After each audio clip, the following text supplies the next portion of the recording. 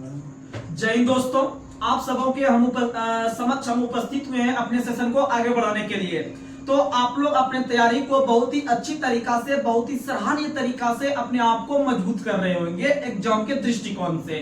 लेकिन बहुत सारे छात्र का कमेंट आता है कि लूसेंट सीरीज और स्पीडी सीरीज चलाइए। तो आप लोग के लिए जितना भी हम कंटेंट दे रहे हैं, यह समझिए एग्जाम के दृष्टिकोण से एकदम भरपूर इसमें मटेरियल है। अगर किसी अच्छे स्टूडेंट से या अच्छे आदमी से आप पूछिएगा कि इस तरह का कंटेंट हम डेली पढ़ रहे हैं, 300-400 क्वेश्चन और 2-3 क्लास हम देख रहे हैं, क्या एग्जाम में जीके जीएस का जो टेंशन रहता है एक दूसरे के बीच में, कि इस तरह का माहौल रहता है कि मैथ रीजनिंग तो मेरा खूब अच्छा है लेकिन जीके जीएस पढ़ते हैं इधर से निकल जाता है। तो कारण यही है कि आप जब अकेले पढ़िएगा जीके जीएस तो आप एक दिन पढ़िएगा, दूसरे दिन फिर मजा नहीं आएगा पढ़ने में। लेकिन जब आप हमारे चैनल पे या इस तरह के किसी अन्य चैनल पे आप जब इस तरह से फॉलो करते होंगे तो आपको लगातार जो है कि याद रहेगा कोई भी चीज। बस इसी बात के साथ हम अपने सेशन को अब शुरुआत कर रहे हैं। तो आप लोग अपने तैयारी को अच्छे से करिएगा, बस हम आशा रखेंगे, बस यही और दूसरा कुछ नहीं। और एक दिन हम वैसा समय लाएंगे कि रिजल्ट का लाइन लगा देंगे।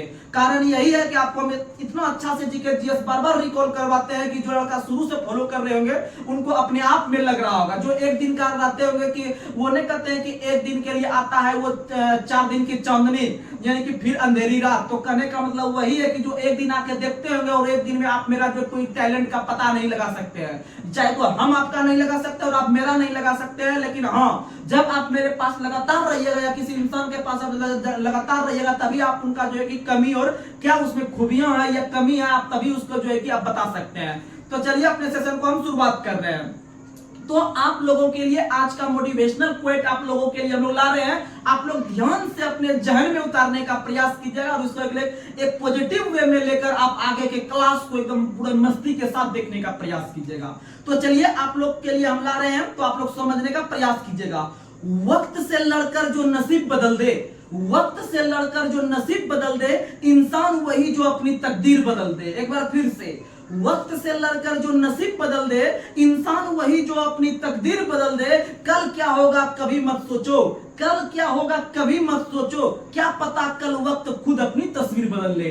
तो इसीलिए आज क्या आपका स्थिति है, आपके घर का स्थिति, आपके समाज का स्थिति, आपके खुद का स्थिति, आप किस भी रूप में अगर आप अभी रह रहे हैं आपको दिक्कत का सामना करना ही पड़ता है। अगर मान लीजिए आप एक स्टूडेंट लाइफ जी रहे हैं, अगर आपको जीने में जो है कि अगर कष्ट नहीं आए तो फिर आगे जिंदगी का मजा नहीं आता है। कहा जाता है कि जो आदमी जितनी कष्ट से ऊपर बढ़ता है और उसको आगे चल के जिंदगी में उतना ही मजा आता है जिंदगी जीने में। क्योंकि मान लीजिए अगर मेरे पास बहुत सारा करोड़ों का संपत्ति रहता तो क्या हम पढ़ाई करके अभी जॉब में रहते? नहीं रहते। अभी हम भी ऐसे जो है कि किसका मन करता है पढ़ाई करने का? हकीकत बात यही है कि मन किसी का नहीं करता आजकल के जिंदगी में पढ़ने का, मजबूरी रहता है पढ़ना। खास करके हम लोग का जो पढ़ाई है, कंपटीशन जो हम लोग तैयारी करते हैं, यह एक मजबूरी है मिडिल परिवार और गरीब परिवार का कि कैसो एक घर में सरकारी जॉब मिल जाए, बस हमको सहारा मिलके हम भी आगे जो है कि सम्मानजनक स्थिति में पहुंच जाए। तो कारण यही है कि हम लोग का एक ही उपाय है कि हम लोग के पास नहीं तो 10 लाख रुपया था, 20 लाख रुपया नहीं था, नहीं तो हम बड़ा बड़ा बिजनेस कर लेते।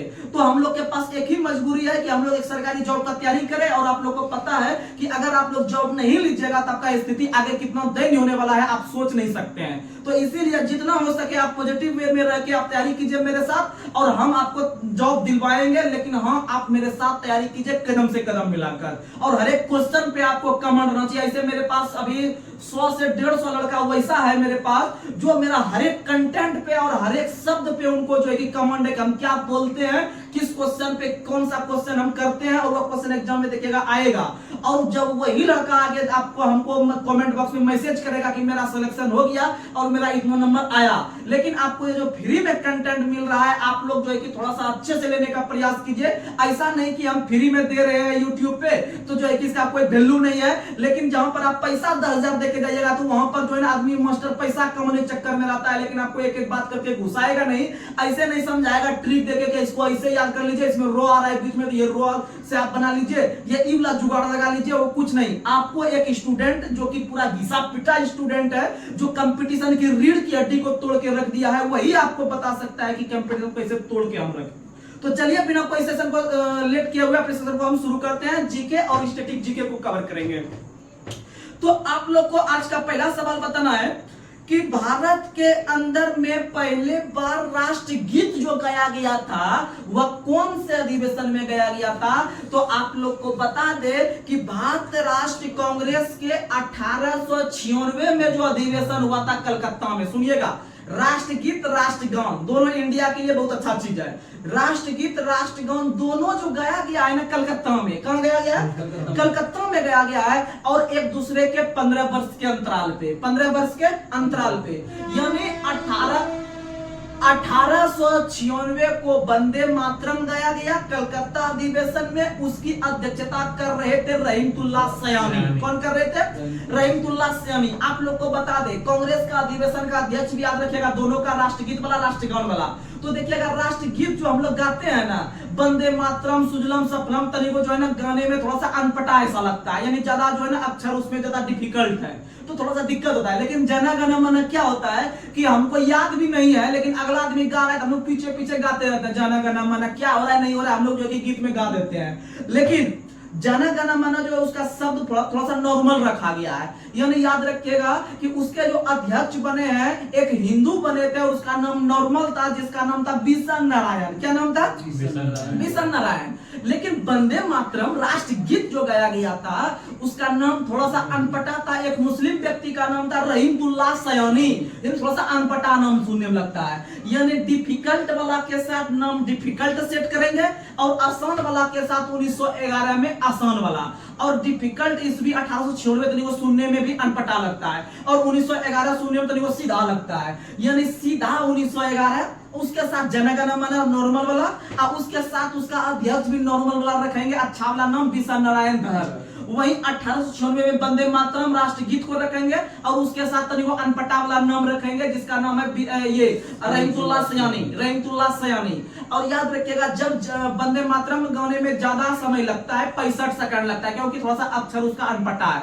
और राष्ट्रगान जो जनगण मन है इसको गाने में 52 सेकंड लगता है। और राष्ट्रगान में कुल पंक्ति की संख्या 5 है। कितनी पंक्ति है? यानी कुल 5 पद है, कुल 5 पद की संख्या राष्ट्रगान में है। इसको गाने में 52 सेकंड, लेकिन संक्षिप्त समय जो लगता है 20 सेकंड।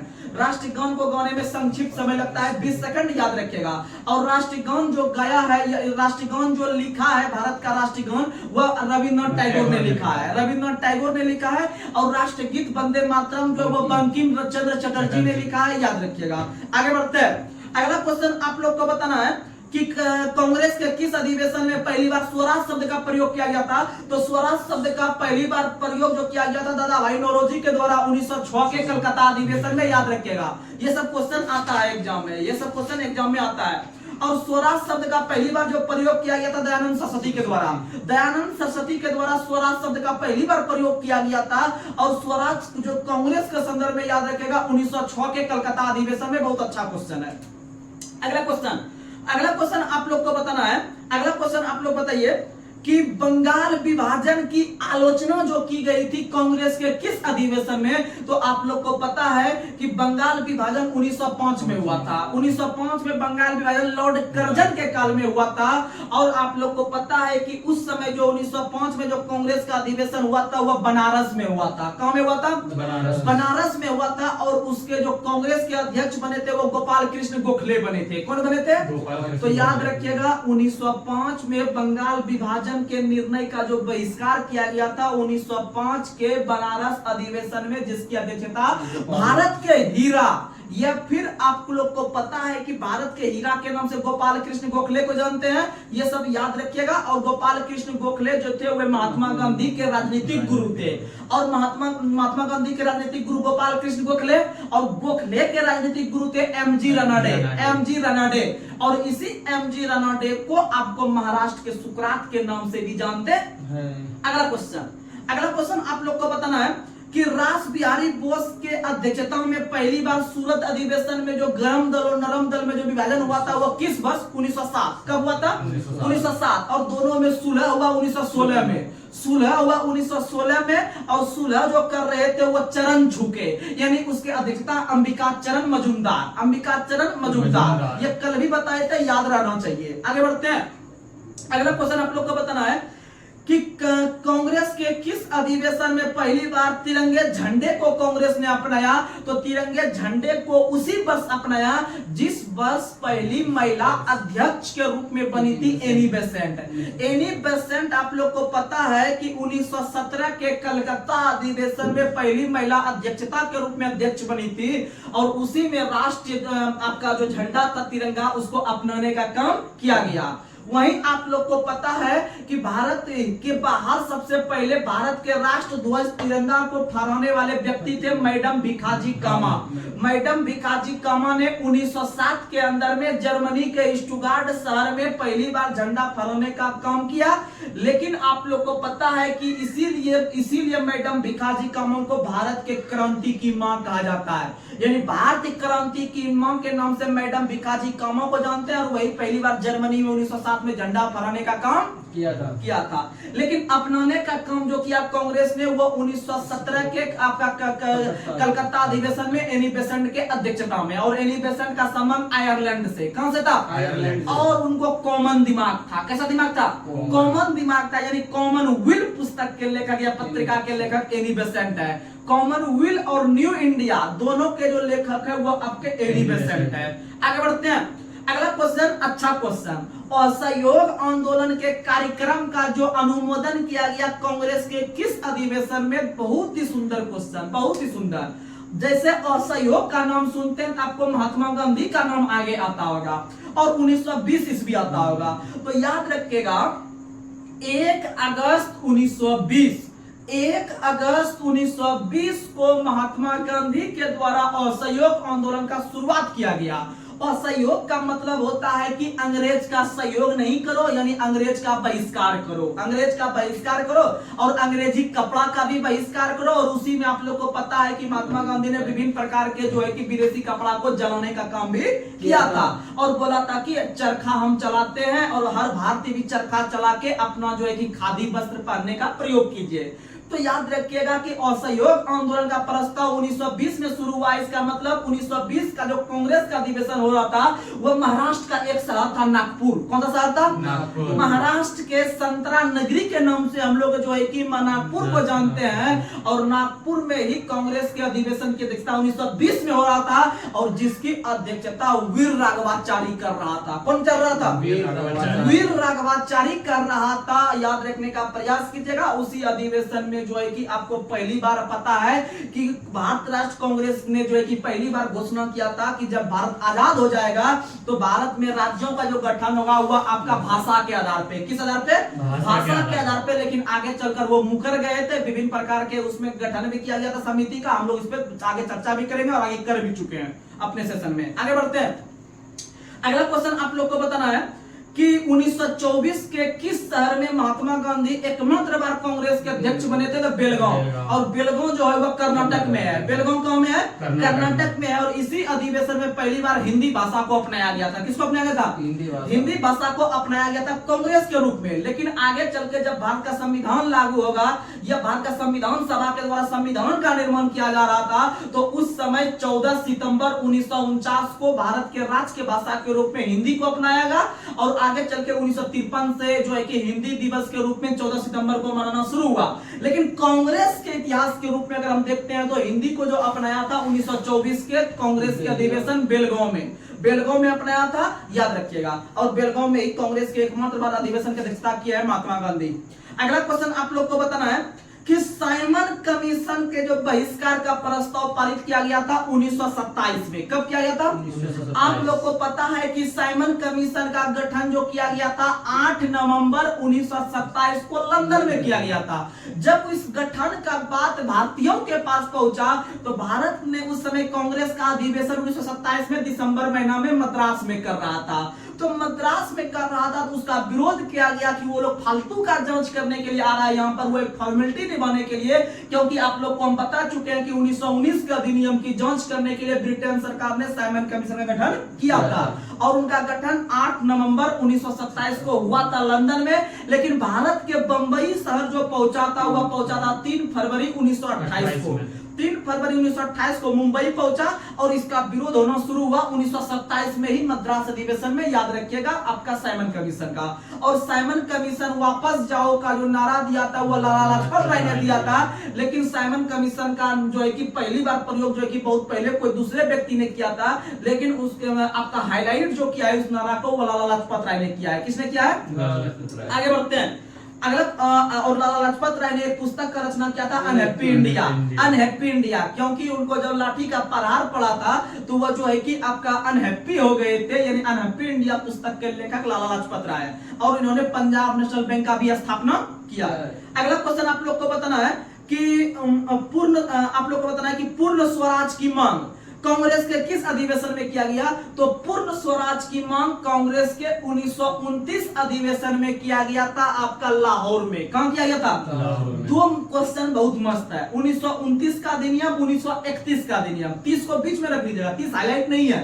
30 के पहले 29 हाईलाइट है और 30 के बाद 31 हाईलाइट है। तो दोनों को ध्यान से समझने का प्रयास कीजिएगा, दिमाग में फिट करवा देंगे, क्वेश्चन ब्रांड है आता है। तो 1929 का अधिवेशन कांग्रेस का लाहौर में हो रहा था और उसकी अध्यक्षता जो कर रहे थे जवाहरलाल नेहरू कर रहे थे। और उसी अधिवेशन में पहली बार जो है कि आपका भारतीयों के द्वारा या फिर जवाहरलाल नेहरू के द्वारा पूर्ण स्वराज का मांग किया गया। किसका मांग? आपको स्वराज के बारे में हम 2 कंटेंट दे चुके हैं। स्वराज शब्द का पहली बार प्रयोग दयानंद सरस्वती ने, और स्वराज का जो है कि पहली बार शब्द का जो प्रयोग किया गया था आपका जो है कि पहली बार 1906 के कलकत्ता अधिवेशन में दादाभाई नौरोजी के द्वारा।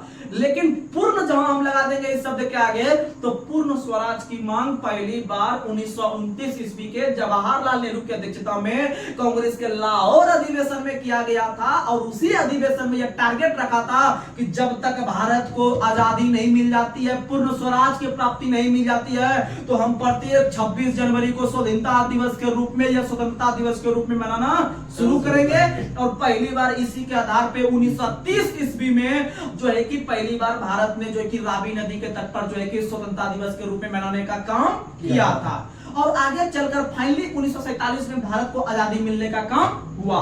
तो क्वेश्चन पूछता है कि 1947 से पहले स्वतंत्रता दिवस किस तिथि को मनाते थे? 26 जनवरी। 26 जनवरी। और इसी डेट को हाईलाइट रखने के लिए 26 जनवरी 1950 को संविधान जो है कि लागू कर दिया, यानी दोनों डेट हाईलाइट हो जाए। आगे बढ़ते हैं। 1931 का जो अधिवेशन था, यह अधिवेशन कांग्रेस के कराची में हो रहा था। कहां में हो रहा था? यानी पहला 1929 का लाहौर में, 1931 का कराची में, यानी दोनों माइंड में फिट करवाइएगा। 1929 1931, 1929 लाहौर, 1931 कराची, दोनों पाकिस्तान का शहर था। दोनों कहां का शहर था? पाकिस्तान का शहर था। यानी 1929 लाहौर और 1931 कराची। और 1931 में जो कांग्रेस की अध्यक्षता कर रहा था कराची अधिवेशन में, वो कर रहे थे सरदार वल्लभ भाई पटेल। कौन कर रहे थे? सरदार वल्लभ भाई पटेल कर रहे थे। और इन्होंने पहली बार मौलिक अधिकार का मांग किया। किसका मांग? यानी 2 कंटेंट, 1929 में पूर्ण स्वराज, 1931 में मौलिक अधिकार। और याद रखिएगा मौलिक अधिकार का मांग का प्रस्ताव पारित किया। और साथ ही साथ 1931 के अधिवेशन में गांधी इरविन समझौता भी हुआ था। 1931 में गांधी इरविन समझौता भी हुआ था। गांधी और इरविन के बीच विभिन्न प्रकार का मांग किया गया था गांधी के द्वारा। और आप लोग को पता है कि 1931 में हुए गांधी इरविन समझौता को जो है कि हम लोग दिल्ली समझौता के नाम से भी जानते हैं। दिल्ली समझौता के नाम से जानते हैं हम लोग गांधी इरविन समझौता को, याद रखिएगा, जो 1931 में हुआ था। आगे बढ़ते हैं। अगला क्वेश्चन,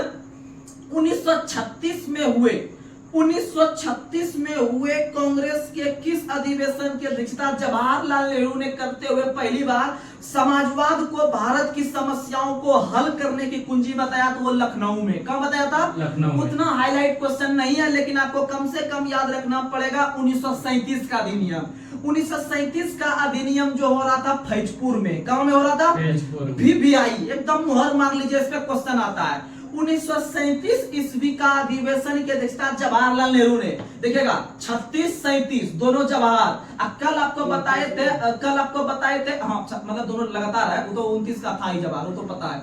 1936-37 का जवाहर और उधर 38-39 दोनों का सुभाष चंद्र बोस कल बताए थे, जिसमें कि महात्मा गांधी ने अपना कैंडिडेट उतारा था पट्टाभी सीतारामैया, और उनका पुस्तक हम बताए थे कांग्रेस का इतिहास। ये सब कंटेंट हम बताएं, लगातार जो रहिएगा उनको मजा आ रहा होगा, हकीकत यही है। तो आप लोग को बता दें 1937 का अधिवेशन जो हो रहा था कांग्रेस का, वह फैजपुर में हो रहा था, और फैजपुर महाराष्ट्र में पड़ता था। कहाँ पड़ता था? महाराष्ट्र में पड़ता था। और यह एकमात्र अधिवेशन था जो कि गांव में आयोजित हुआ था। कहाँ आयोजित हुआ था? गांव में हुआ था आयोजित, याद रखिएगा। तो क्वेश्चन पूछता है कि पहली बार गांव में हुए आयोजित अधिवेशन जो था किस शहर में? तो फैजपुर में। किसने अध्यक्ष किया था? तो याद रखिएगा जवाहरलाल नेहरू ने। आगे बढ़ते हैं, अगला क्वेश्चन। 1938 का हरिपुरा बता चुके हैं, 1939 का आपका त्रिपुरी बता चुके हैं। हरिपुरा जो था वो गुजरात में है, त्रिपुरी मध्य प्रदेश में है। और पहली बार आपका सुभाष चंद्र बोस 38 में बना था, और 1939 में सुभाष चंद्र बोस भी बने थे, लेकिन ज्यादा दिन नहीं बने थे, कुछ दिन के बाद वह हट गए थे, और हटने के बाद राजेंद्र प्रसाद बने थे। कौन बने थे? अगला क्वेश्चन। 1940 के रामगढ़ अधिवेशन की अध्यक्षता किसने किया है? तो 1940 के रामगढ़ वर्तमान में झारखंड में है, वर्तमान में रामगढ़ झारखंड में है। तो 1940 के रामगढ़ अधिवेशन की अध्यक्षता जो है किए थे मौलाना अबुल कलाम आजाद ने। किसने किए थे? मौलाना अबुल कलाम आजाद ने किए थे। और आप लोग को पता है कि मौलाना अबुल कलाम आजाद लगातार 6 वर्ष, कितना वर्ष? 6 वर्ष। मौलाना अबुल कलाम आजाद जिन्हें जो है कि भारत के पहले शिक्षा मंत्री बनाया गया था। याद रखिएगा, यह सबसे लंबे दिनों तक कांग्रेस के अध्यक्ष रहे हैं, कुल 6 वर्षों तक रहे हैं। और सबसे कम उम्र में भी कांग्रेस के जो अध्यक्ष बने थे वो बने थे आपके अबुल कलाम आजाद। और भारत के पहले शिक्षा मंत्री भी अबुल कलाम आजाद। और इनका संबंध भारत से नहीं था, इनका संबंध सऊदी अरब से था। कहां से था? सऊदी अरब से था। और याद रखिएगा कि इनके द्वारा एक पुस्तक हम बार बार बोलते हैं, इंडिया विंस फ्रीडम, डेली बोलते हैं, याद रखिएगा, India wins freedom, India wins freedom. पुस्तक के लेखक अबुल कलाम आजाद शिक्षा मंत्री है, याद रखिएगा। और अगला क्वेश्चन आप लोग को बताना है कि बिहार के से हम लोग संबंध रखते हैं। आप लोग बताइएगा कि बिहार में कांग्रेस के कुल कितने सम्मेलन हुए हैं या अधिवेशन हुए हैं? तो बिहार के अंदर में कांग्रेस के कुल 3 अधिवेशन। कितना अधिवेशन? 3 अधिवेशन। लेकिन वर्तमान का अगर हम बिहार पे गौर करने के लिए अगर कोशिश करते हैं तो वो जगह जो है एक जगह कट के चल गया है झारखंड में। झारखंड का जो अभी रामगढ़ बोले हम, यह रामगढ़ क्या 1940 में बिहार का हिस्सा नहीं था? तो था। तो 1940 में रामगढ़ जो था वो बिहार का हिस्सा था, क्योंकि झारखंड आपका 15 नवंबर 2000 को अलग होके वो जो है कि एक अलग राज्य बन गया। झारखंड भारत का 28वां राज्य बना था। तो याद रखिएगा कि बिहार के अंदर में अगर पूछे तो बिहार के अंदर में कांग्रेस के 3 अधिवेशन हुए हैं। 3 अधिवेशन में पहली बार 1912 में हुआ था, यानी बौ से 12 बौ से बांकीपुर, बौ से 12 बौ से बांकीपुर। और बांकीपुर जो है वो पटना के अंदर में है। और 12 में जब 10 जोड़िएगा तो 1922 मिलेगा। और 22 यानी कि 1922 का जो कांग्रेस का अधिवेशन हुआ था वह गया में हुआ था। कहां में हुआ था? गया में हुआ था। और गया में कांग्रेस का अधिवेशन के अध्यक्षता किया था वह चित्तरंजन दास ने किया था, यानी चित्तरंजन दास टंडन ने किया था। और चित्तरंजन दास टंडन ने 1922 में किया था। और आगे चलकर तीसरी बार जो हुआ था वह तीसरी बार हुआ था 1940 के अंदर में। आप लोग को बता चुके हैं रामगढ़ में हुआ था, रामगढ़ झारखंड में है। और उस अधिवेशन की अध्यक्षता जो किए थे वो अबुल कलाम आजाद ने किए थे। लेकिन वर्तमान समय में बिहार में 2 है कि नहीं? पटना एक जगह है, एक गया हो गया, 2 जगह। लेकिन रामगढ़ भाग गया झारखंड में, यानी कि उस समय जो हुआ था बिहार के स्तर पे वो 3 हुआ था, याद रखिएगा। आगे बढ़ते हैं, अगला क्वेश्चन आप लोग को बताना है। क्वेश्चन एक पूछता है कि भारत छोड़ो आंदोलन के समय कांग्रेस के अधिवेशन की अध्यक्षता कौन कर रहे थे? तो यही कर रहे थे मौलाना अबुल कलाम आजाद, मौलाना अबुल कलाम आजाद। लेकिन भारत ने जब आजाद हो रहे थे, भारत की आजादी के समय कांग्रेस के अधिवेशन की अध्यक्षता जेबी कृपलानी, जेबी कृपलानी। और जेबी कृपलानी का कल भी हम एक पुस्तक बताए थे, पॉलिटिक्स ऑफ चरखा, पॉलिटिक्स ऑफ चरखा। पॉलिटिक्स ऑफ चरखा पुस्तक के जो लेखक है वह जेबी कृपलानी है, याद रखने का प्रयास कीजिएगा। तो चलिए अब हम लोग आते हैं जो है कि लूसेंट में, जो है कि विभिन्न प्रकार के दिवस वगैरह देखने का प्रयास करते हैं।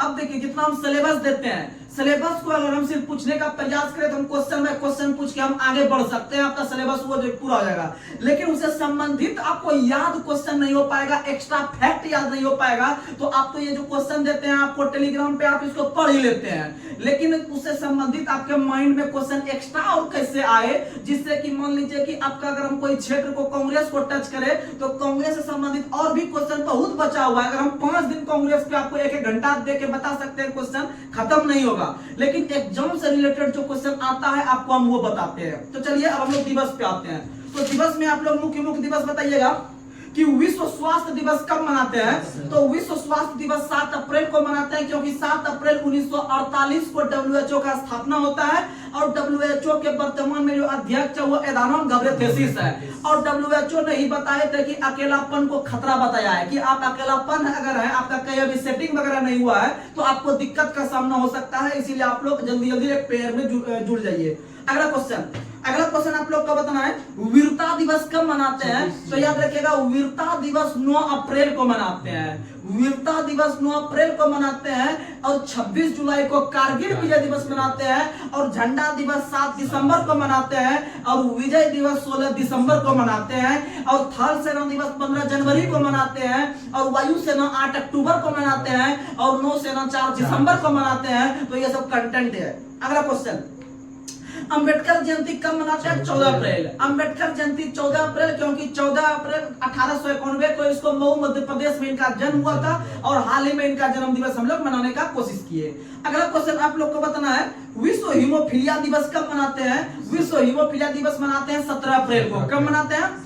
17 अप्रैल को हीमोफीलिया दिवस मनाते हैं, याद रखिएगा। और 17 मई को जो मनाते हैं दूरसंचार दिवस, 17 मई को मनाते हैं दूरसंचार दिवस, और 17 अप्रैल को हम लोग मनाते हैं हीमोफीलिया दिवस। अगला क्वेश्चन, विश्व विरासत दिवस कब मनाते हैं। 18 अप्रैल। विश्व विरासत दिवस 18 अप्रैल को मनाते हैं। उसके बाद 18 मई को मनाते हैं संग्रहालय दिवस। 18 मई को मनाते हैं संग्रहालय दिवस, यानी म्यूजियम दिवस, जो कि हम लोग घूमने के जाते हैं, बड़ा बड़ा म्यूजियम, यानी कि बड़ा बड़ा शासक का म्यूजियम। जैसे कि हम लोग के बिहार के अंदर में हम लोग भागलपुर से संबंध रखते हैं, मुंगेर से संबंध रखते हैं, तो भागलपुर जिला के अंतर्गत आप लोग को पता है कि बहुत अच्छा म्यूजियम है आपका विक्रमशिला विश्वविद्यालय। वहां पर जाइएगा तो एक म्यूजियम बना हुआ है, वहां पर जो है कि विभिन्न प्रकार के शासक का क्या क्या वहां पर चाल चलन था, या क्या रीति रिवाज था, या कौन कौन सा वहां पर प्रसिद्ध चीज था, उसको जो है कि रखा गया है, और हम लोग उससे अवगत होते हैं जाके। अगला क्वेश्चन, पृथ्वी दिवस कब मनाते हैं। तो पृथ्वी दिवस 22 अप्रैल को। 22 मार्च को जल दिवस और बिहार दिवस, लेकिन 22 अप्रैल को मनाते हैं पृथ्वी दिवस। अगला क्वेश्चन बताइए, विश्व पुस्तक एवं कॉपीराइट दिवस कब मनाते हैं। 23 अप्रैल। 23 अप्रैल को पुस्तक एवं कॉपीराइट दिवस मनाते हैं, और यह क्वेश्चन इस बार यूपी पुलिस का जो एग्जाम कैंसिल हुआ उसमें क्वेश्चन पूछा था। अगला क्वेश्चन आप लोग बताइएगा, विश्व श्रमिक दिवस 1 मई। विश्व श्रमिक दिवस 1 मई। अगला क्वेश्चन, विश्व प्रेस स्वतंत्रता दिवस कब मनाते हैं। 3 मई। विश्व प्रेस स्वतंत्रता दिवस 3 मई को। विश्व प्रेस स्वतंत्रता दिवस 3 मई को। और प्रेस की स्वतंत्रता का अधिकार जो मौलिक अधिकार का एक भाग है, वह है भाग 19 का क, यह एक। अगला क्वेश्चन आप लोग बताइएगा, विश्व प्रवासी पक्षी दिवस 8 मई। विश्व प्रवासी पक्षी दिवस 8 मई को। विश्व रेड क्रॉस दिवस 8 मई को, यानी 8 मई 1863 को रेड क्रॉस का स्थापना होता है, और 8 मई को प्रवासी पक्षी दिवस के रूप में भी मनाते हैं। अगला क्वेश्चन आप लोग बताइएगा कि अंतरराष्ट्रीय थैलेसीमिया दिवस भी 8 मई को मनाते हैं। थैलेसीमिया, रेड क्रॉस, प्रवासी पक्षी, तीनों 8 मई को। अगला क्वेश्चन, राष्ट्र प्रौद्योगिकी दिवस कब मनाते हैं। एनटीपीसी का पूछा हुआ क्वेश्चन है, राष्ट्र प्रौद्योगिकी यानी नेशनल टेक्नोलॉजी डे।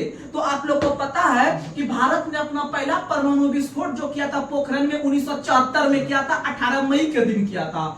18 मई 1974 को पोखरण में किया था पहला परमाणु विस्फोट, और दूसरा परमाणु विस्फोट जो किया था 1998 में किया था 11 मई और 13 मई को। तो आप लोग एक फिल्म देखे होंगे परमाणु द पोखरण, जॉन अब्राहम का फिल्म है, तो आप लोग को उससे कॉन्सेप्ट क्लियर हो जाएगा। तो याद रखिएगा कि 11 मई 1998 को जो गिराया गया था वह इसीलिए उस दिन टेक्नोलॉजी दिवस मनाते हैं 11 मई को, यानी भारत ने भी अपना टेक्नोलॉजी को अंतरराष्ट्रीय लेवल पर दिखाने का काम किया कि हम भी परमाणु को फोड़ सकते हैं, किसी देश को उड़ा सकते हैं। तो परमाणु का पोखरण फिल्म हो जाएगा। और 1974 में जो फोड़ा था पहला परमाणु जो विस्फोट किया था, उसका कोड जो रखा था वह स्माइलिंग बुद्धा रखा था। क्या रखा था?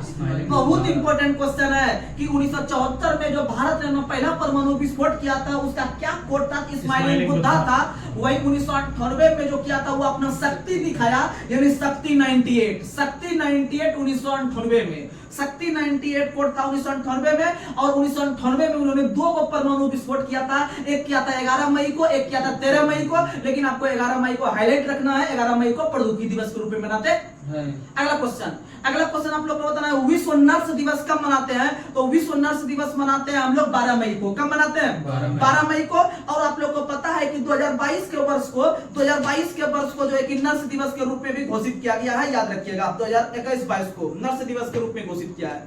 अगला क्वेश्चन, यानी लॉकडाउन वगैरह था ना, यानी कि 2020 से लेकर 2021 तक जो है कि नर्स बहुत ज्यादा काम किए हैं भारत की तरफ से, यानी एक प्रकार के योद्धा के रूप में काम किया है। तो 2020 और 21 से संबंधित वर्ष को नर्स दिवस के रूप में घोषित किया। अगला क्वेश्चन आप लोग बताइएगा, आतंकवाद विरोधी दिवस कब मनाते हैं? 21 मई। 21 मई को आतंकवाद विरोधी दिवस मनाते हैं। लेकिन तंबाकू निषेध दिवस 31 मई, तंबाकू निषेध दिवस 31 मई को। और उससे अगर हम 10 दिन पहले जाते हैं 31 मई को, तो वो आतंकवाद विरोधी दिवस, यानी आतंकवाद जो हो गया वो आतंकवाद 21 को, जो हम तंबाकू जो यूज करते हैं वो 31 मई को। तंबाकू निषेध दिवस 31 मई को, आतंकवाद विरोधी दिवस 21 मई को। और भारत के अंदर में तंबाकू अनुसंधान संस्थान जो है वो राजमुंद्री में है। कम है तंबाकू अनुसंधान संस्थान राजमुंद्री में, लेकिन भारतीय तंबाकू बोर्ड का मुख्यालय गुंटूर में है। कम है गुंटूर में, आंध्र प्रदेश में पड़ता है राजमुंद्री वगैरह। अगला क्वेश्चन आप लोग को बताना है, माउंट एवरेस्ट दिवस 29 मई, माउंट एवरेस्ट दिवस 29 मई, यह क्वेश्चन आपको बता चुके हैं। अगला क्वेश्चन, जैव विविधता दिवस 22 मई, जैव विविधता दिवस 22 मई, लेकिन 21 मार्च को मनाते हैं वानिकी दिवस, बता चुके हैं। आगे अगला क्वेश्चन आप लोग को बताना है, विश्व पर्यावरण दिवस 5 जून, पर्यावरण 5, अब पर्यावरण सही नहीं रहेगा तो जान चल जाएगा, यानी पर्यावरण दिवस 5 जून। आगे बढ़ते हैं, विश्व रक्तदान दिवस 14 जून, विश्व रक्तदान दिवस 14 जून। अगला क्वेश्चन बताइएगा, विश्व शरणार्थी दिवस 20 जून, विश्व शरणार्थी दिवस 20 जून को कहते हैं। और शरणार्थी का एक दूसरा नाम होता है आपका रिफ्यूजी, यानी रिफ्यूजी डे रहे या शरणार्थी दिवस रहे तो याद रखना है, होता है आपका क्या तारीख को? 20 जून को। और 20 मार्च को आपको बता चुके हैं गोरैया और प्रसन्नता, गोरैया और प्रसन्नता दिवस या खुशहाली दिवस मनाते हैं 20 मार्च को, लेकिन 20 जून को मनाते हैं जो है कि शरणार्थी दिवस। और आप लोग को पता है बांग्लादेश के शरणार्थी जो कहलाते हैं चकमा कहलाते हैं। क्या कहलाते हैं? चकमा। अगला क्वेश्चन आप लोग को बताना है, अंतरराष्ट्रीय योग दिवस 21 जून। अगला क्वेश्चन, ओलंपिक दिवस 23 जून, 23 जून को ओलंपिक दिवस मनाते हैं। और आप लोग को पता है कि अंतरराष्ट्रीय लेवल पे सबसे बड़ा खेल जो होता है वो ओलंपिक खेल होता है, जो 4 वर्ष के अंतराल पे होता है। और सबसे पहला ओलंपिक खेल एथेंस यूनान में 776 ईसा पूर्व में खेला गया था। लेकिन आधुनिक ओलंपिक खेल का शुरुआत जो हुआ था वो आपका 1896 में हुआ था, 1896 में हुआ था। लेकिन इस तरह खेल होते होते वर्तमान समय में जो अभी होगा वो आपका 2024 के अंदर में पेरिस में होने वाला है 33वां ओलंपिक खेल। और उसके बाद 2028 में होगा लॉस एंजल्स में, 2032 में होगा ब्रिस्बेन में, और होता है 4 वर्ष के अंतराल पे, याद रखिएगा। आगे बढ़ते हैं, अगला क्वेश्चन आप लोग को बताना है कि और ओलंपिक दिवस के दिन ही विधवा दिवस मनाते हैं, याद रखिएगा विधवा दिवस, यानी कि ओलंपिक में विधवा लोग भी हिस्सा लेती है, यानी ओलंपिक दिवस और विधवा दिवस दोनों 23 जून को, याद रखिएगा। आप लोग को पता है जिस तरह ओलंपिक खेल 4 वर्ष के अंतराल पे, उसी तरह से राष्ट्रमंडल खेल भी 4 वर्ष के अंतराल पे। और राष्ट्रमंडल खेल वही देश शामिल होते हैं जो कि कभी न कभी आपका इंग्लैंड का उपनिवेश रहे हैं। तो राष्ट्रमंडल का स्थापना 1931 में हुआ था और राष्ट्रमंडल खेल का शुरुआत 1930 में हुआ था। और 1930 में पहला राष्ट्रमंडल खेल हैमिल्टन कनाडा में खेला गया था, लेकिन उसमें भारत शामिल नहीं हुआ था। भारत दूसरे राष्ट्रमंडल खेल 1934 में शामिल हुआ था, जो कि लंदन में खेला गया था, दूसरे ओलंपिक राष्ट्रमंडल में शामिल हुआ था। और आप लोग को बता दें कि 2022 का जो राष्ट्रमंडल खेल शामिल हुआ था वह आपका बर्मिंघम इंग्लैंड में हुआ था। 2022 का राष्ट्रमंडल खेल बर्मिंघम इंग्लैंड में हुआ था। वहीं 22/4/26 का जो होगा वह आपका विक्टोरिया ऑस्ट्रेलिया के अंदर में होगा, याद रखिएगा 2026 का। आगे बढ़ते हैं, अगला क्वेश्चन, और राष्ट्रमंडल दिवस जो मनाते हैं हम लोग, वह मनाते हैं हम लोग क्या तारीख को, याद रखिएगा 24 मई को। कब मनाते हैं? 24 मई को मनाते हैं राष्ट्रमंडल दिवस। और 23 जून को मनाते हैं हम लोग ओलंपिक दिवस। आगे अगला क्वेश्चन आप लोग को बताना है कि राष्ट्र सांख्यिकी दिवस कब मनाते हैं? 29 जून को। राष्ट्र सांख्यिकी दिवस 29 जून को मनाते हैं। और यह जो मनाते हैं पीसी महालनोबिस के जन्म दिवस को, पीसी महालनोबिस के जन्म दिवस के रूप में हम लोग मनाते हैं सांख्यिकी दिवस, याद रखिएगा। और मनाते हैं 29 जून को। और अगला क्वेश्चन आप लोग को बताना है, भारतीय स्टेट बैंक का स्थापना 1 जुलाई।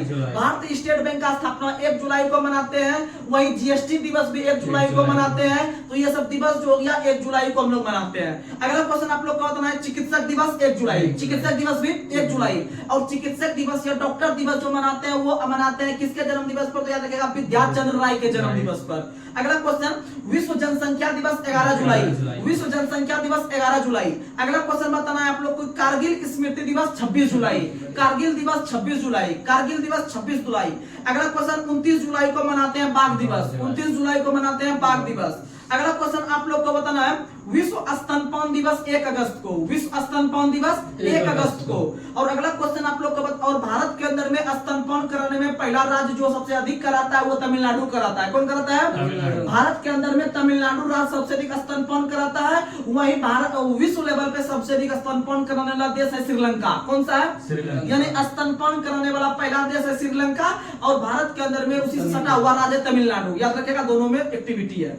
अगला क्वेश्चन, राष्ट्रीय हथकरघा दिवस। राष्ट्रीय हथकरघा दिवस रहे या हैंडलूम दिवस रहे, दोनों मनाते हैं 7 अगस्त को। कब मनाते हैं?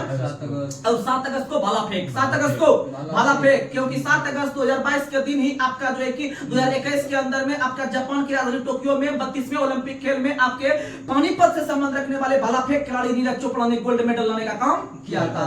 इसीलिए भारत के गोल्डन बॉय के नाम से किसे जानते हैं? नीरज चोपड़ा को जानते हैं। और नीरज चोपड़ा गोल्डन बॉय नाम का एक पुस्तक का रचना किया है और उस पुस्तक के लेखक जो है वो है आपके नवजीत सिंह गिल। नवजीत सिंह गिल। नवजीत सिंह गिल। और नीरज चोपड़ा के नाम पर ही आपका जो है कि पुणे के अंदर में खेल संस्थान का नाम बदला गया। याद रखिएगा। अगला क्वेश्चन आप लोग को बताना है, विश्व आदिवासी दिवस 9 अगस्त। विश्व आदिवासी दिवस हम लोग 9 अगस्त को मनाते हैं। लेकिन झारखंड के अंतर्गत हाल ही में नरेंद्र मोदी ने जो कि आपका जनजातीय दिवस के रूप में मनाने का घोषणा किया है, जनजातीय गौरव दिवस के रूप में मनाने का घोषणा किया है वो 15 नवंबर को। क्योंकि 15 नवंबर 1875 को आपको जो मसीहा कहलाते हैं आपके जो है कि जनजाति वगैरह के आदिवासी के, वो आपके जो है कि कौन कहलाते हैं? बिरसा मुंडा। बिरसा मुंडा ऐसे आदिवासी का मसीहा कहा जाता है। आदिवासी मसीहा ठक्कर बाबा को जानते हैं, लेकिन आदिवासी या जनजाति को लेकर बहुत सारा काम करने का जो प्रयास किए हैं वो आपके बिरसा मुंडा ने भी किया है, जिसका संबंध आपका झारखंड के रांची से था, जिनका जन्म हुआ था 15 नवंबर 1875 को। इसीलिए 15 नवंबर को जनजातीय गौरव दिवस के रूप में उनके जन्म दिवस को मनाने का घोषणा किया गया है नरेंद्र मोदी के द्वारा। और 15 नवंबर को ही झारखंड दिवस भी मनाते हैं, क्योंकि बिहार से अलग होकर उसी दिन बना था 2000 को। आगे अगला क्वेश्चन बताना है, विश्व युवा दिवस 12 अगस्त। राष्ट्रीय युवा दिवस 12 जनवरी, यानी राष्ट्र वाला हम लोग 12 जनवरी को मनाते हैं विवेकानंद के जयंती को, और 12 अगस्त को विश्व युवा दिवस। और आप लोग को पता है कि विश्व युवा दिवस के दिन हम लोग हाथी दिवस भी मनाते हैं। क्या मनाते हैं? यानी आजकल के युवा हाथी के समान हो गए हैं, खा खा के जो है कि वो दौड़ते नहीं है और मोटा होते जा रहे हैं मेरे तरह। अगला क्वेश्चन आप लोग को बताना है, 10 अगस्त को कौन सा दिवस मनाते हैं? तो 10 अगस्त को मनाते हैं शेर दिवस। कौन सा दिवस? शेर। बाघ हम मना लिए हैं 29 जुलाई को। बाघ मना लिया 29 जुलाई को। और हाथी और जो मनाए युवा, ये दोनों मनाए 12 अगस्त को। और उससे 2 दिन पहले 10 अगस्त मिलता है, वो दिन लायन, या लायन मतलब शेर। लायन मतलब शेर। अगला क्वेश्चन बताना है कि राष्ट्रीय खेल दिवस कब मनाते हैं? तो राष्ट्रीय खेल दिवस मनाते हैं 29 अगस्त को। कब मनाते हैं? 29 अगस्त को मनाते हैं। और 29 अगस्त को इसलिए मनाते हैं क्योंकि उस दिन मेजर ध्यानचंद की जयंती के रूप में हम लोग मनाते हैं, क्योंकि वो हॉकी के जादूगर के रूप में भी जानते हैं। और इनका संबंध लखनऊ से था, और लखनऊ में इनके नाम पर आपका हॉकी स्टेडियम भी स्थित है, याद रखिएगा। और जो है कि मेजर ध्यानचंद के जो आपका आत्मकथा का नाम था वो गोल था। क्या था? गोल था। और वहीं आप लोग को पता है कि शतरंज के अंतर्गत जो भारत के सबसे महान खिलाड़ी जाने जाते हैं मेजर ये विश्वनाथन आनंद। विश्वनाथन आनंद आपके जो है वो आपके चेस के क्षेत्र में या शतरंज के क्षेत्र में सबसे बड़े खिलाड़ी जानते हैं, क्योंकि भारत के पहले ग्रैंड मास्टर बने थे। और उनके जो आत्मकथा का नाम है वो है माइंड मास्टर। माइंड मास्टर, क्योंकि माइंड की आवश्यकता होती है शतरंज खेल खेलने में। और याद रखिएगा, वही भारत की तरफ से पहले खिलाड़ी बने हैं जिनको मेजर ध्यानचंद पुरस्कार या फिर राजीव गांधी खेल पुरस्कार 1991-92 में दिया गया था। तो चलिए आगे हम लोग आते हैं जो है कि लूसेंट में विभिन्न प्रकार के पर्यटन स्थल को देखने का प्रयास करते हैं। तो आप लोग बताइएगा कि कनेरी की गुफा और एलिफेंटा की गुफा दोनों मुंबई में है। कनेरी की गुफा और जो है कि आपका एलिफेंटा की गुफा दोनों मुंबई में है, लेकिन अजंता और एलोरा जो है दोनों मुंबई में है, लेकिन औरंगाबाद में है। कहाँ में है? यानी याद रखिएगा कनेरी और एलिफेंटा, कनेरी और एलिफेंटा दोनों है मुंबई में, लेकिन अजंता और एलोरा जो है वो औरंगाबाद में है। कहाँ में है? औरंगाबाद में। अगला क्वेश्चन आप लोग को बताना है कि कंदरिया महादेव मंदिर कहाँ है? खजुराहो।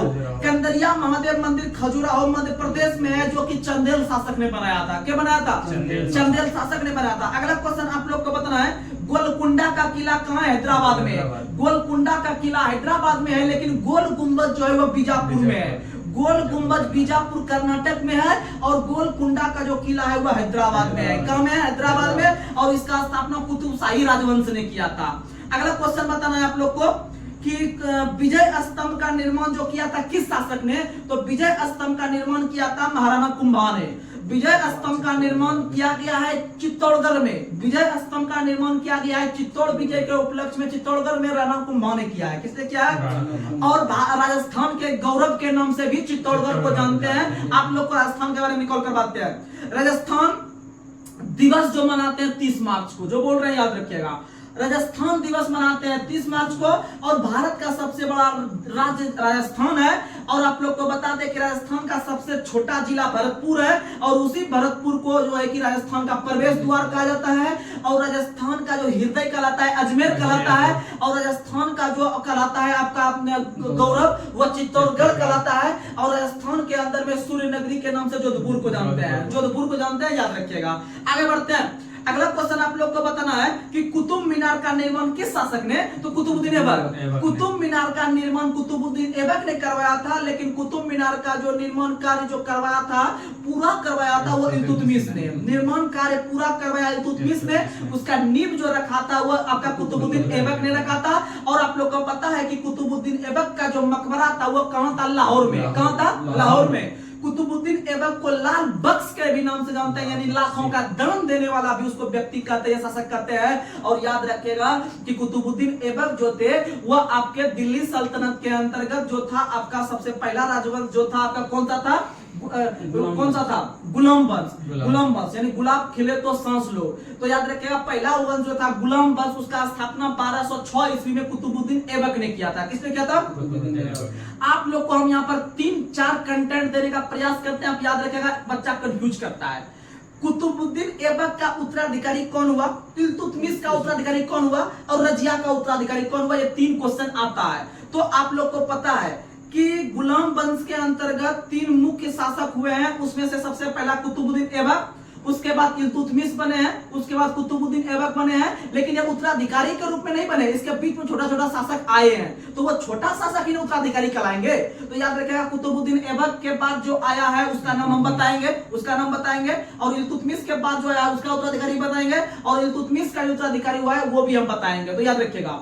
तो आपको हम जुगाड़ देते हैं, हम लोग कहते हैं अभी आराम कर लीजिए। क्या कर लीजिए? आराम। आप फिर नहीं कहते हम लोग आराम कर लीजिए फिर काम करेंगे, तो उसी तरह से आपको बताते हैं आराम और फिर बहराम। नहीं कहते अभी अभी बैठ जाओ बाद में बहराएंगे, यानी कि बाद में हम जाएंगे। हम लोग के देसी भाषा है बिहार के अंतर्गत में, अभी मत बढ़ाओ, अभी रात के 12 बज रहे हैं, अभी मत बढ़ाओ, बढ़ो आगे या मत बढ़ाओ आगे, तो इससे दिक्कत हो जाएगा। अभी 12 में 1 घंटा बैठ जाओ अभी, उसके बाद फिर हम लोग चलेंगे। ये सब संस्कृति देखा जाता है कहीं भी पूरे हिंदी भाषी क्षेत्र में। तो आप लोग को बता दे कि याद रखिएगा आराम, इसमें देखिएगा पहले कुतुबुद्दीन, फिर याद रखिएगा दूसरा उंगली पे याद रखिएगा, ज्यादा दिन याद रहेगा। पहला शासक कुतुबुद्दीन, दूसरा इल्तुतमिश, तीसरा रजिया सुल्तान। तो आप लोग को बता दे कि कुतुबुद्दीन ऐबक और इसके बीच में जो स्पेस है इसमें हम घुसाने का प्रयास करेंगे। याद रखिएगा आराम को। क्या करेंगे? आराम। आराम अब दूसरे में फिर बहराम, यानी आराम फिर बहराम, आराम फिर बहराम, यानी आराम को अब थोड़ा पोस्टमार्टम करते हैं। यानी कुतुबुद्दीन ऐबक का उत्तराधिकारी आराम सा हुआ है। कौन हुआ है? आराम सा। आराम से समझने का प्रयास कीजिएगा, आराम सा। ठीक है। फिर इल्तुतमिश सेकंड स्थान इल्तुतमिश आ जाएंगे। तो इल्तुतमिश के बाद इसमें फिर को घुसाए, किसको घुसाए? फिर, यानी कि रुकनुद्दीन फिरोज जो है वह इल्तुतमिश का उत्तराधिकारी हुआ है। और वहीं तीसरा नंबर पे रजिया सुल्तान, रजिया सुल्तान का जो उत्तराधिकारी हुआ है यानी आराम फिर बहराम, यानी बहराम शाह हुआ है उत्तराधिकारी जो है कि इल्तुतमिश का, रजिया सुल्तान का। और रजिया सुल्तान जो है वह पहली भारतीय महिला शासिका के रूप में भी काम किए थे और वह जो है कि पुरुषों का ड्रेस पहन के जो है कि राज दरबार में भी आने का काम किए थे। और इनका निधन जो है कि 1240 में हो गया था, 36 में पद पे बैठे थे, 40 में इनका निधन जो कि हो गया था। याद रखने का प्रयास कीजिएगा। आगे बढ़ते हैं, यानी कि इल्तुतमिश, ये कुतुबुद्दीन ऐबक, इल्तुतमिश, उसके बाद रजिया, आराम फिर बहराम, कहानी खत्म, टेंशन ये खत्म। अगला क्वेश्चन आप लोग को बताना है कि फिरोज शाह कोटला जो है, फिरोज शाह कोटला एक क्रिकेट स्टेडियम भी है, एक पर्यटन स्थल भी है दिल्ली के अंदर में। कहां में है? दिल्ली के अंदर में। और इसका निर्माण फिरोज शाह तुगलक ने करवाया था। किसने करवाया था? फिरोज शाह तुगलक। और फिरोज शाह तुगलक जो थे वो तुगलक वंश से संबंध थे। और फिरोज शाह तुगलक ही एक ऐसा शासक था जो कि आपको बेरोजगार को सबसे अधिक रोजगार देने का काम किया था। क्योंकि आप लोग को पता है, मान लीजिए हम एक शासक है, हम मेरे पास मेरे साम्राज्य में बहुत सारा बेरोजगार आदमी पड़ा हुआ है, तो हम नहीं कहते हैं कि यार सिंचाई व्यवस्था करवा देते हैं, सिंचाई के लिए नहर बनवा देते हैं, इसमें बहुत सारे बेरोजगार को रोजगार मिल जाएगा। तो याद रखिएगा, सबसे अधिक नहर का निर्माण अगर पूछेगा, सबसे अधिक नहर का निर्माण जो करवाया है वो जो है कि फिरोज शाह तुगलक ने। और सबसे अधिक नहर का जब निर्माण कराया है तो बेरोजगार को रोजगार भी सबसे अधिक कौन दिया है? फिरोज शाह तुगलक ने दिया है। याद रखिएगा। आगे बढ़ते हैं, अगला क्वेश्चन आप लोग को बताना है। अगला क्वेश्चन बताइएगा, जंतर मंतर जो है वो भारत के कितने शहर में स्थित है? तो जंतर मंतर याद रखिएगा, सबसे पहले जयपुर में है, फिर दिल्ली में है, फिर उज्जैन में है, फिर बनारसी में है, फिर मथुरा में है। कुल 5 शहर में। कितने शहर में? 5 शहर में, यानी जयपुर, दिल्ली, उज्जैन, वाराणसी, मथुरा, कुल 5 शहर में। लेकिन कुंभ मेला कितने शहर में? 4 शहर में। कुंभ मेला कितने शहर में? 4 शहर में। और कुंभ मेला का जो आयोजन शुरू करवाया है वह हर्षवर्धन ने। किसने करवाया? हर्षवर्धन ने करवाया है। याद रखिएगा। अगला क्वेश्चन आप लोग को बताना है, और जंतर मंतर जो जयपुर में है वो सवाई जयसिंह ने बनवाया है। किसने बनवाया है? सवाई जयसिंह ने बनवाया है। अगला क्वेश्चन आप लोग को बताना है कि भारत के अंदर में लाल किला का निर्माण जो करवाया है दिल्ली में वो शाहजहां ने करवाया है। कब करवाया है? तो 1638 से 1648 के बीच करवाया है। 1638 से 1648 के बीच करवाया है लाल किला। और आप लोग को पता है कि जितने भी मुगल वंश के शासक हुए हैं आपके जो है कि औरंगजेब के निधन होने के बाद, जिनका फायदा अंग्रेज सब ने उठाया था, तो वह इसलिए उठाया था कि वह भारत में कहीं भी नहीं घूमते थे, ना इसको राजधानी बनाते थे। वह जाकर दिल्ली में चुपचाप ऐसो आराम से जो है कि जिंदगी जीने का काम करते थे। और उसी का फायदा उठा के अंग्रेज ने जो है कि हर एक तरह से इंडिया को लूटने का काम किया। और वह जो है कि लाल किला के अंदर में जाके चुपचाप अपना निवास स्थान एकदम पूरा सोते थे खाली। तो याद रखिएगा, क्वेश्चन पूछेगा कि जितने भी मुगल शासक हुए हैं वो किस भवन में रहते थे? लाल किला में। किसमें रहते थे? और उसी लाल किला से जो है कि लॉर्ड कैनिंग जब आते हैं 1856 में, डलहौजी के बाद जब 56 में वो आते हैं, तो वो जो है कि उसको वहां से उठा के बाहर फेंकने का काम करते हैं। और जो है कि 1858 के अधिनियम के तहत ब्रिटेन के महारानी ने जो है कि मुगलों को दिए जाने वाला पेंशन भी बंद करवा दिया। याद रखिएगा ये सब क्वेश्चन। आगे बढ़ते हैं, अगला क्वेश्चन आप लोग को बताना है कि फतेहपुर सीकरी का निर्माण अकबर ने करवाया था किस शहर में? आगरा में। किस शहर में? आगरा में। अगला क्वेश्चन आप लोग को बताना है कि अकबर का किला जो है वो किस शहर में? सिकंदरा में। अकबर का किला सिकंदरा में है। और सिकंदरा जो शहर है वो सिकंदरा यानी सिकंदराबाद में, समझ लिया, गलत होगा। अकबर का किला सिकंदरा में स्थित है, जिसका निर्माण जहांगीर ने करवाया था उत्तर प्रदेश में। कहां करवाया था? यानी उत्तर प्रदेश में सिकंदरा शहर है। याद रखिएगा। अगला क्वेश्चन आप लोग को बताना है, अगला क्वेश्चन बताइएगा कि ताजमहल का निर्माण आगरा में किसने करवाया है? शाहजहां। किसने करवाया है? शाहजहां। अगला क्वेश्चन आप लोग बताना है, निशांत बाग कहां है? जम्मू कश्मीर। निशांत बाग कहां है? जम्मू कश्मीर। अगला क्वेश्चन आप लोग को बताना है कि भारत के अंदर में किस शहर में छोटा इमामबाड़ा और बड़ा इमामबाड़ा है? दोनों लखनऊ में है। कहां है? लखनऊ में। अगला क्वेश्चन, और लखनऊ पर नवाबों की नगरी के नाम से जानते हैं और वह गोमती नदी के तट पर स्थित है। अगला क्वेश्चन आप लोग को बताना है, भारत के अंदर में लाल बाग नाम का पर्यटन स्थल जो है वह किस शहर में है? तो लाल बाग बेंगलुरु में है। लाल बाग कहां है? बेंगलुरु में। लाल बाग बेंगलुरु में है। याद रखिएगा। अगला क्वेश्चन, गोलघर कहां है? पटना में। गोलघर कहां है? पटना में। गोलघर पटना में। इसका निर्माण ब्रिटिश शासक ने करवाया था। अगला क्वेश्चन आप लोग को बताना है, फोर्ट विलियम कॉलेज जो है वह कलकत्ता में है। फोर्ट विलियम कॉलेज कहाँ है? कलकत्ता में। और इसका निर्माण रॉबर्ट क्लाइव ने करवाया था। किसने करवाया था? लॉर्ड क्लाइव ने करवाया था इसका निर्माण। फोर्ट विलियम कॉलेज का स्थापना पक्का पक्की 1800 में हुआ है, याद रखिएगा। अगला क्वेश्चन आप लोग को बताना है, विवेकानंद रॉक मेमोरियल, बहुत इंपॉर्टेंट, बीबीआई 100% एग्जाम में आएगा। विवेकानंद रॉक मेमोरियल तमिलनाडु में है। विवेकानंद रॉक मेमोरियल कहाँ है? तमिलनाडु में, कन्याकुमारी के पास है, याद रखिएगा। विवेकानंद रॉक मेमोरियल, अच्छा क्वेश्चन है। अगला क्वेश्चन, बेलूर मठ कलकत्ता में। बेलूर मठ कहाँ है? बेलूर मठ कलकत्ता में है और इसका निर्माण स्वामी विवेकानंद ने करवाया है। स्वामी विवेकानंद से संबंधित 2 क्वेश्चन याद रखिएगा। स्वामी विवेकानंद ने 1887 में बेलूर मठ, 1887 में बेलूर मठ, और इसमें जब आप 10 साल आगे जाइएगा तो विवेकानंद ने एक और चीज का स्थापना करवाया, रामकृष्ण मिशन का। रामकृष्ण मिशन का स्थापना 1897 में कलकत्ता के अंदर में, और बेलूर मठ का निर्माण 1887 में कलकत्ता के अंदर में, यानी बेलूर कलकत्ता के पास है। हावड़ा जंक्शन जब जाइएगा तो उससे जो है कि 5-10 किलोमीटर दूर में बेलूर एगो स्टेशन है, वहीं पर करवाया है। तो याद रखिएगा, बेलूर मठ रहे या रामकृष्ण मिशन रहे, दोनों का स्थापना स्वामी विवेकानंद ने करवाया है, और दोनों का जो स्थापना करवाया है अपने गुरु रामकृष्ण परमहंस के याद में, अर्थात गलुदार चट्टोपाध्याय के याद में, याद रखिएगा। आगे अगला क्वेश्चन, शांति निकेतन का स्थापना रविन्द्रनाथ टैगोर ने कहां करवाया था? तो याद रखिएगा, कलकत्ता में। कहां करवाया था? कलकत्ता में। अगला क्वेश्चन, और इसी शांति निकेतन को जो है कि हाल ही में जो है कि आपका यूनेस्को की सूची में भी शामिल किया। 41वां नाम का यूनेस्को सूची में शामिल किया है भारत स्थल को शांति निकेतन, और 42वां जो है वो होयसल मंदिर है। कौन है? होयसल मंदिर का निर्माण होलीवीड ने करवाया था कर्नाटक के अंदर में, याद रखिएगा। आगे अगला क्वेश्चन, साबरमती आश्रम का स्थापना महात्मा गांधी ने अहमदाबाद में, कहां करवाया था? अहमदाबाद में, और वहां पर बैठ के कहते थे, साबरमती के संत तूने कर दिए कमाल, याद रखने का प्रयास कीजिएगा। आगे अगला क्वेश्चन आप लोग को बताना है, जिम कॉर्बेट पार्क कहां है? नैनीताल में। जिम कॉर्बेट पार्क जो है वह नैनीताल उत्तराखंड में स्थित है, और भारत के पहले जो है कि आपके उद्यान के रूप में काम किए थे। इसका स्थापना 1936 में हुआ था, लेकिन इसका नाम जिम कॉर्बेट उस समय नहीं था, इसका नाम था हेली नेशनल पार्क, याद रखिएगा। जिम कॉर्बेट का पुराना नाम था हेली नेशनल पार्क, बाद में नाम परिवर्तित हो गया जिम कॉर्बेट, और जिम कॉर्बेट का नाम परिवर्तित करके हाल ही के दिनों में जो है कि रामगंगा नेशनल पार्क के रूप में रख दिया गया है, याद रखिएगा। और जिम कॉर्बेट पार्क में ही सबसे अधिक बाघ की संख्या है, प्रश्न अगर एक हम अभ्यारण देखें तो। आगे अगला question, India Gate Delhi. India Gate Delhi, Gateway of India Mumbai, Gateway of India Mumbai, India Gate New Delhi. अगला क्वेश्चन आप लोग को बताना है, बॉटनिकल गार्डन कलकत्ता में। बॉटनिकल गार्डन कलकत्ता में, बॉटनिकल गार्डन कलकत्ता में है, और मिलेनियम पार्क भी ऐसे बहुत जगह होता है, लेकिन मिलेनियम पार्क का फेमस है कलकत्ता का ही।